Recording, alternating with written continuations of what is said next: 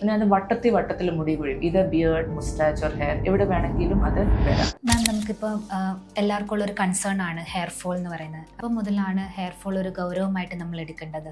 Hair fall അല്ലെങ്കിൽ hair shedding ഒരു normal പ്രോസസ്സാണ്. എല്ലാവർക്കും ഓരോ ദിവസം ഇച്ചിരി മുടി പോകും, പക്ഷെ അത് താനേ കിളുത്തും വരും. അപ്പോൾ നമ്മളത് ഗൗരവമായിട്ട് എടുക്കേണ്ട മോർ ദാൻ 100 പെർ ഡേ പോകുന്നുണ്ടെങ്കിൽ 100 to 150, അല്ലെങ്കിൽ ഒത്തിരി ക്ലംസ് ആയിട്ട് ഒത്തിരി അങ്ങ് ചെയ്യുമ്പോൾ ഒക്കെ അങ്ങ് ഭയങ്കരമായിട്ട് കൊഴിയുക, നമ്മുടെ സിങ്കും ഡ്രെയിനും ഒക്കെ അതുമായിട്ട് ക്ലോഗ്ഡ് ആകുന്നു. അങ്ങനത്തെ ഒക്കെ അവസ്ഥ വരുവാണെങ്കിൽ you should definitely be concerned. Ma'am, അമിതമായ ഹെയർ ഫോളിനുള്ള കാരണങ്ങൾ എന്തൊക്കെയാണ്? അമിതമായ ഹെയർ ഫോളിന് പല കാരണങ്ങളുണ്ടാകാം. ഒന്ന് നമ്മൾ പറയുന്ന ഈ അക്യൂട്ട് ടീലോജൻ എഫ്ലൂ എന്ന് പറയുന്നത് പറഞ്ഞാൽ ക്ലംസ് ആയിട്ട് മുടി ഫോൾ ചെയ്യുന്നു. അത് എന്തെങ്കിലും സ്ട്രെസ്ഫുൾ ഇവൻറ്റ് ഉണ്ടാകുവാണെങ്കിൽ എന്ന് പറഞ്ഞാൽ വലിയ എന്തെങ്കിലും അസുഖം വരുകയോ വേറെ എന്തെങ്കിലും ഒത്തിരി മരുന്ന് മെഡിക്കൽ കണ്ടീഷൻസ് എന്തെങ്കിലും ഉണ്ടെങ്കിൽ ക്യാൻസറിന് കീമോതെറപ്പി റേഡിയേഷനൊക്കെ എടുക്കേണ്ടപ്പോഴോ, അല്ലെങ്കിൽ പിന്നെയും പലതരം ഇൻഫെക്ഷൻസ് ഒക്കെ വരിക, ശരീരം നന്നായിട്ട് ക്ഷീണിക്കുകയൊക്കെ ചെയ്യുവാണെങ്കിൽ ഹെയർ ഫോൾ നന്നായിട്ട് ഉണ്ടാകാം.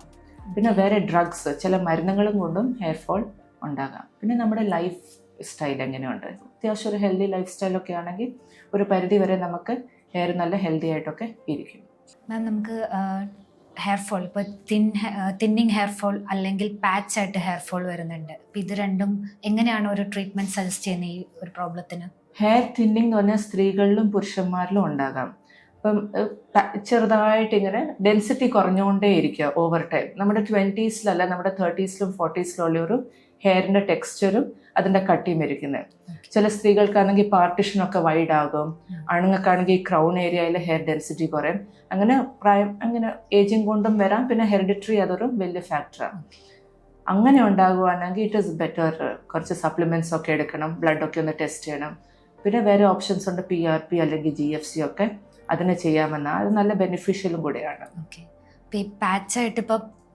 പാച്ചായിട്ട് ഹെയർ ഫോൾ പോകുന്ന ഈതർ സ്കിൻ ഇൻഫെക്ഷൻസും കൊണ്ട് വരാം. പറഞ്ഞാൽ എന്തെങ്കിലും ഫംഗൽ ഇൻഫെക്ഷൻസോ ബാക്ടീരിയൽ ഇൻഫെക്ഷൻസോ സ്കാൽപ്പിൽ ഉണ്ടെങ്കിൽ സ്കാൽപ്പിൻ്റെ ഹെൽത്ത് നല്ല അല്ലെങ്കിലും വരാം. പിന്നെ ഉള്ള ഒരു കണ്ടീഷനുണ്ട് അലോപേഷ്യ ഏരിയേറ്റ എന്നും പറഞ്ഞാൽ, പിന്നെ അത് വട്ടത്തിൽ മുടി വീഴും. ഇത് ബിയേർഡ്, മുസ്റ്റാച്ച് ഓർ ഹെയർ എവിടെ വേണമെങ്കിലും അത് വരാം. അത് ചില തൈറോയിഡ് കണ്ടീഷൻസുമായിട്ടൊക്കെ ലിങ്ക്ഡ് ആണ്. അപ്പോൾ അതിന് ഇച്ചിരി ബ്ലഡ് ടെസ്റ്റ് ഒക്കെ ചെയ്താലേ അതിന് എന്തെങ്കിലും കാരണം ഉണ്ടെന്ന് കണ്ടുപിടിക്കണം.